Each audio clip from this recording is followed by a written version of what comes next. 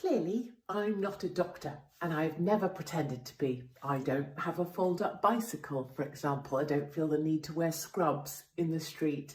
And indeed, I've never voted Labour. I don't read The Guardian. But let me introduce you to a scientist I think we should all be asking questions about.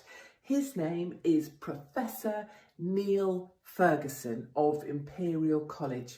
He runs models, not beautiful women, models, statistical models, where he tells people how many deaths he thinks there's going to be from a pandemic or other crisis. Neil Ferguson says lifting the lockdown could cost 100,000 lives in the UK, and he's the guy the government are listening to right now, which is why we're still under this infernal house arrest that everybody seems to be clapping their frying pans about.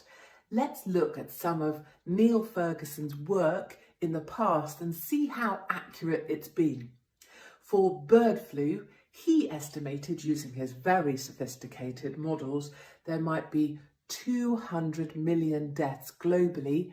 There were, in fact, 282.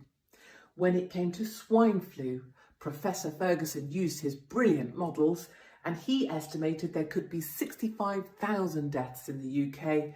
There were, in fact, 457. Again, with mad cow disease, a disease that I can relate to, between 50 and 50,000 deaths in the UK, he said, and the correct answer was 177.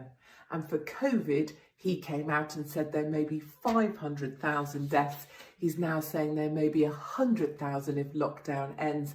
And of course, we have no way of knowing right now how many deaths there will be.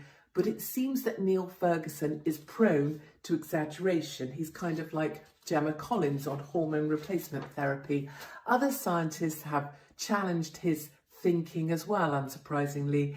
They say at best his models are crude estimations containing serious errors. So questions remain.